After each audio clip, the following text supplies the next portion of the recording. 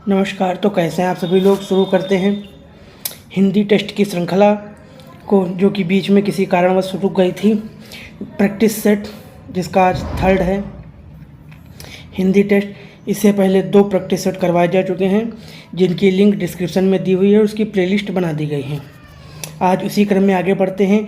हिंदी के विविध प्रश्नों की श्रृंखला को लेकर के आए हैं, और जो कि यूपी ट्रिपल एससी पेट स्पेशल क्लास होगी। 25 क्वेश्चन होंगे, जिसमें बहुत ही महत्वपूर्ण। तो क्लास को शुरू करने से पहले चाहे इस वीडियो को अपने सभी दोस्तों के साथ शेयर कर दीजिए, और जो नए हैं वो चैनल को सब्सक्राइब कर दें और वीडियो को लाइक कर दें। टेलीग्राम से जुड़ने के लिए टेलीग्राम की लिंक डिस्क्रिप्शन में दी हुई है, और व्हाट्सएप चैनल की लिंक और व्हाट्सएप ग्रुप की लिंक भी डिस्क्रिप्शन में दी हुई है। तो अपने सभी दोस्तों के साथ इस सेशन को शेयर कर दीजिए, और बढ़ते हैं पहले क्वेश्चन की तरफ। पहला क्वेश्चन आज का ये रहा। पहला क्वेश्चन है, एक से अधिक वर्णों के मेल को क्या कहते हैं? एक से अधिक वर्णों के मेल को क्या कहते हैं? ऑप्शन है आपके पास अक्षर, स्वर, व्यंजन या अनुस्वार। तो जल्दी से बताइए कि एक से अधिक वर्णों के मेल को क्या कहते हैं? एक से अधिक वर्णों के मेल को क्या कहते हैं? जिसका सही आंसर होगा व्यंजन। एक से अधिक वर्णों के मेल को क्या कहते हैं? व्यंजन। सी ऑप्शन बिल्कुल सही होगा। आगे बढ़ते हैं अगले प्रश्न की तरफ। अगला प्रश्न है, चंद्रमा तथा ब्राह्मण के लिए एक शब्द है।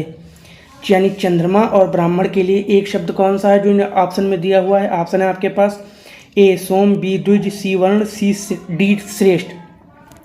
तो इसका सही आंसर क्या होगा? तो चंद्रमा और ब्राह्मण के लिए एक शब्द क्या है? तो बी ऑप्शन द्विज। तो इसमें बी ऑप्शन बिल्कुल सही होगा। बी ऑप्शन बिल्कुल सही होगा। आगे बढ़ते हैं अगले प्रश्न की तरफ। अगला प्रश्न है, भक्ति का अर्थ नहीं है। भक्ति का अर्थ नहीं है सेवा, पूजा, श्रद्धा या कविता। तो जल्दी से कमेंट करके बताइए कि भक्ति का अर्थ क्या नहीं है। तो इसका सही आंसर क्या होगा? जल्दी से कमेंट करके सभी लोग बताइए। तो देखते हैं इसका सही आंसर क्या होगा। तो इसका सही आंसर होगा कविता, क्योंकि भक्ति का अर्थ सेवा भी होता है, पूजा भी होता है और श्रद्धा भी होता है। तो इसका सही आंसर क्या होगा? डी, कविता। डी ऑप्शन बिल्कुल सही होगा। आगे बढ़ते हैं अगले प्रश्न की तरफ। अगला प्रश्न है, कनक धतूरा का अर्थ है। कनक धतूरा का अर्थ है, इसका अर्थ क्या होगा? प्रसाद, कसौटी, आभूषण या सोना। प्रसाद, कसौटी, आभूषण या सोना। इस क्वेश्चन का आंसर आप कमेंट बॉक्स में कमेंट करके सभी लोग बताएंगे। सभी लोग क्लास ख़त्म होने के बाद इस क्वेश्चन का आंसर कमेंट बॉक्स में बताएंगे। आगे बढ़ते हैं अगले प्रश्न की तरफ। अगला प्रश्न है, अनुरूप का विलोम क्या होगा? अनुरूप का विलोम क्या होगा? विरूप, प्रतिरूप, अपरूप या व्यतिरूप। अनुरूप का विलोम क्या होगा? जल्दी से कमेंट करके बताइए। तो देखते हैं इसका सही आंसर क्या होगा। अनुरूप का विलोम क्या होगा? तो अनुरूप का विलोम होगा प्रतिरूप। अनुरूप का विलोम क्या होगा? तो इसका आंसर होगा प्रतिरूप, यानी बी ऑप्शन बिल्कुल सही होगा। आगे बढ़ते हैं अगले प्रश्न की तरफ। अगला प्रश्न कह रहा है, स्थावर का विलोम शब्द क्या होगा? स्थावर का विलोम शब्द क्या होगा? सचल, चंचल, चेतन या जंगम। जल्दी से कमेंट करके बताइए स्थावर का विलोम क्या होगा। सभी लोग क्लास को अपने सभी दोस्तों के साथ शेयर कर दीजिए। जो चैनल पे नए हैं चैनल को सब्सक्राइब कर लें जल्दी से, और वीडियो को लाइक कर दीजिए। तो देखते हैं इसका सही आंसर क्या होगा। स्थावर का सही विलोम शब्द क्या होगा? तो स्थावर का विलोम शब्द होगा जंगम। स्थावर का विलोम शब्द क्या होगा? जंगम, यानी डी ऑप्शन बिल्कुल करेक्ट है। आगे बढ़ते हैं अगले प्रश्न की तरफ। अगला प्रश्न कह रहा है, मूक का विलोम क्या होगा? मूक का विलोम क्या होगा? ऑप्शन है आपके पास अल्पभाषी, वाचाल, मृदुभाषी या कटुभाषी। तो जल्दी से कमेंट करके बताइए मूक का विलोम क्या होगा। तो देखते हैं मूक का विलोम क्या होगा। तो इसका सही आंसर होगा वाचाल। मूक का विलोम क्या होगा? वाचाल। मूक का विलोम क्या होगा? वाचाल। आगे बढ़ते हैं अगले प्रश्न की तरफ। अगला प्रश्न है, सृष्टि का विलोम क्या होगा? सृष्टि का विलोम क्या होगा? ऑप्शन है आपके पास विसृष्टि, प्रलय, व्यष्टि, समष्टि। सृष्टि का विलोम क्या होगा? विसृष्टि, प्रलय, व्यष्टि या समष्टि। तो कमेंट करके बताइए सृष्टि का विलोम क्या होगा। तो सृष्टि का विलोम होगा प्रलय। सृष्टि का विलोम क्या होगा? प्रलय। बी ऑप्शन बिल्कुल सही होगा। आगे बढ़ते हैं अगले प्रश्न की तरफ। अगला प्रश्न है, गौरव का विलोम क्या होगा? अगला प्रश्न है गौरव का विलोम क्या होगा। ऑप्शन है आपके पास लाघव, लघुत्तव, लघुता या लघुतम। लाघव, लघुत्तव, लघुता या लघुतम। तो जल्दी से कमेंट करके बताइए गौरव का विलोम क्या होगा। तो देखते हैं, गौरव का विलोम होगा option number A. Option number A लाघव। तो सही आंसर क्या हो जाएगा, लाघव। आगे बढ़ते हैं। अगला प्रश्न, उत्कर्ष का विलोम क्या होगा। उत्कर्ष का विलोम क्या होगा, पतन, अपकर्ष, अपभ्रष्ट या विकर्ष। उत्कर्ष का विलोम क्या होगा, पतन, अपकर्ष, अपभ्रष्ट या विकर्ष। तो देखते हैं इसका सही आंसर क्या होगा। उत्कर्ष का विलोम, तो इसका सही आंसर क्या होगा, अपकर्ष। उत्कर्ष का विलोम क्या होगा, अपकर्ष। बी ऑप्शन बिल्कुल सही होगा। बी ऑप्शन बिल्कुल सही होगा। आगे बढ़ते हैं अगले प्रश्न की तरफ। अगला प्रश्न है संयोग का विलोम क्या होगा। संयोग का विलोम क्या होगा। ऑप्शन है आपके पास आयोग, वियोग, विरह या योगहीन। संयोग का विलोम क्या होगा, आयोग, वियोग, विरह या योगहीन। कमेंट करके जल्दी से बताइए संयोग का विलोम क्या होगा। तो इसका सही आंसर होगा वियोग। संयोग का विलोम होगा वियोग। बी ऑप्शन बिल्कुल करेक्ट। बी ऑप्शन बिल्कुल करेक्ट। आगे बढ़ते हैं अगले प्रश्न की तरफ। अगला प्रश्न है प्रत्यक्ष का विलोम क्या होगा। प्रत्यक्ष का विलोम क्या होगा, अपरोक्ष, परोक्ष, सुंदर या प्रत्यय। प्रत्यक्ष का विलोम क्या होगा, अपरोक्ष, परोक्ष, सुंदर या प्रत्यय। तो देखते हैं इसका सही आंसर क्या होगा। तो प्रत्यक्ष का विलोम होगा परोक्ष। प्रत्यक्ष का विलोम क्या होगा, परोक्ष। बी ऑप्शन बिल्कुल सही होगा। आगे बढ़ते हैं अगले प्रश्न की तरफ। अगला प्रश्न है अक्ल पर पत्थर पड़ना मुहावरे का अर्थ क्या होगा। अक्ल पर पत्थर पड़ना मुहावरे का अर्थ क्या होगा। ऑप्शन है आपके पास मूर्ख बन जाना, अपमानजनक बात कहना, बुद्धि भ्रष्ट होना या बेफिक्र होना। तो जल्दी से सभी लोग कमेंट करके बताइए कि अक्ल पर पत्थर पड़ना मुहावरे का अर्थ क्या होगा।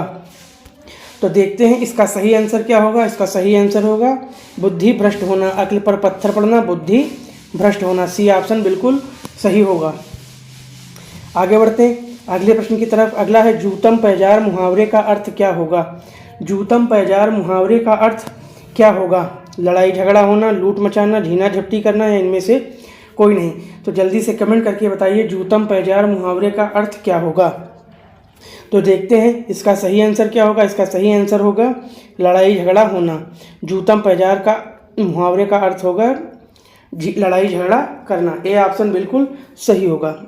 आगे बढ़ते हैं अगले प्रश्न की तरफ। अगला प्रश्न है पौ बारा होना मुहावरे का अर्थ क्या होगा। पौ बारा होना मुहावरे का अर्थ क्या होगा। बसंत ऋतु का आगमन, भाग जाना, अत्यधिक लाभ लेना, वर्ष भर काम करना।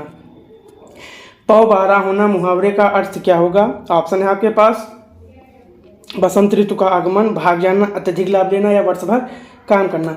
तो जल्दी से कमेंट करके बताइए इसका सही आंसर क्या होगा।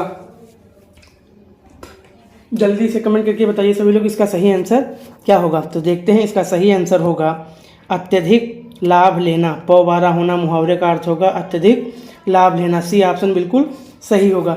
जिन्होंने अभी तक क्लास को शेयर नहीं किया है शेयर कर दें, और जिन्होंने अभी तक लाइक नहीं किया है जल्दी से लाइक कर दें, और चैनल पे नए हैं तो चैनल को सब्सक्राइब कर दें। आगे बढ़ते हैं अगले क्वेश्चन की तरफ।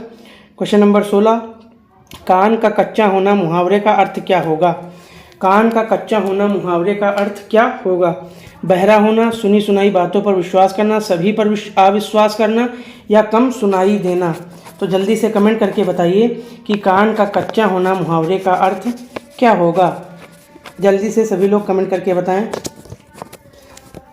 तो देखते हैं इसका सही आंसर क्या होगा कि सुनी सुनाई बातों पर विश्वास करना। कान का कच्चा होना यानी सुनी सुनाई बातों पर विश्वास करना। बी ऑप्शन बिल्कुल सही होगा। आगे बढ़ते हैं अगले प्रश्न की तरफ। अगला प्रश्न है नीम हकीम खतरे जान का अर्थ क्या है। नीम हकीम खतरे जान का अर्थ क्या है।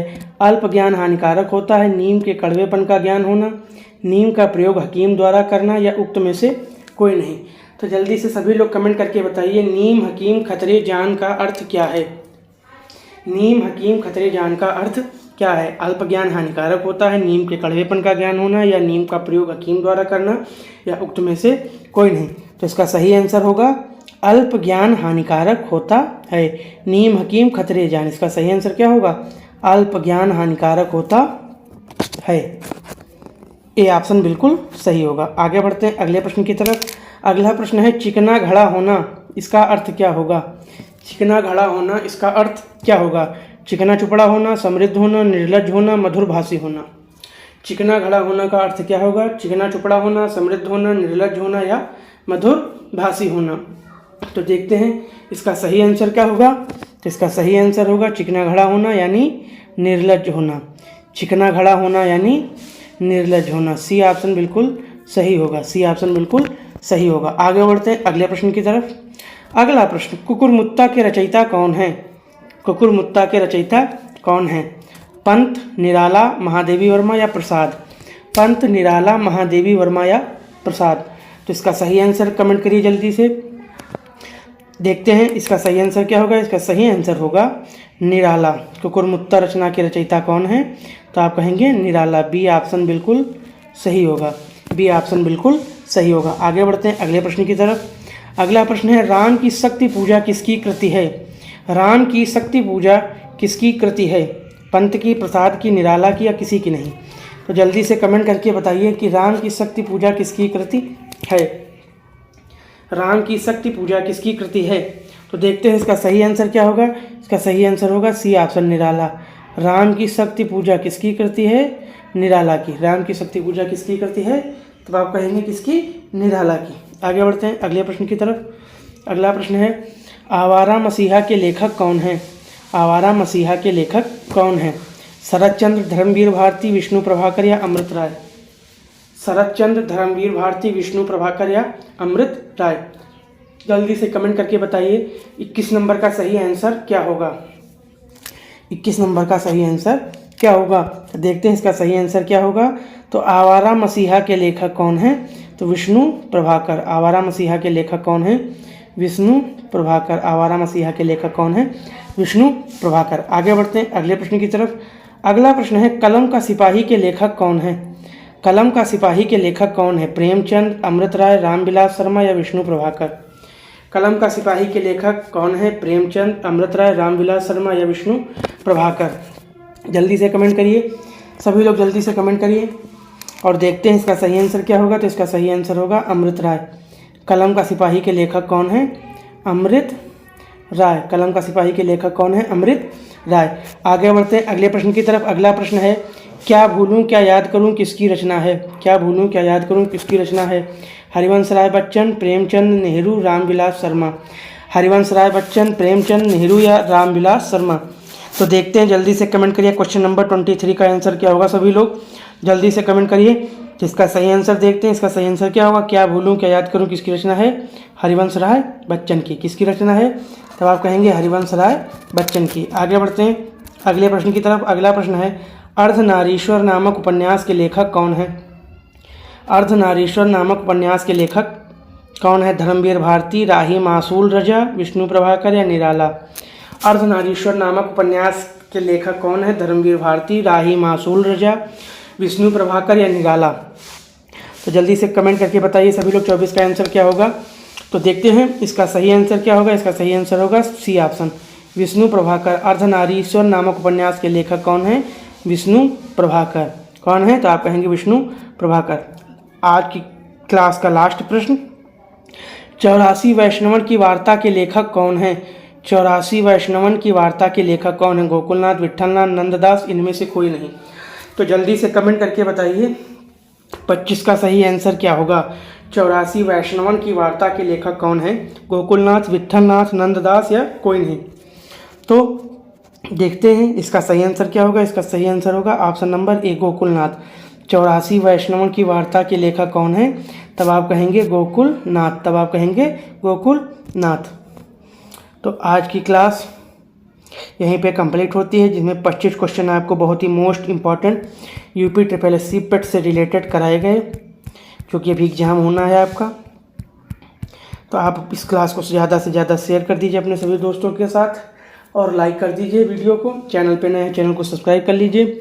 कल फिर इसी समय मिलेंगे नए प्रश्नों की श्रृंखला के साथ हिंदी टेस्ट की सीरीज में। प्रैक्टिस सेट 4 के साथ ठीक शाम 7:30 बजे। तब तक के लिए धन्यवाद।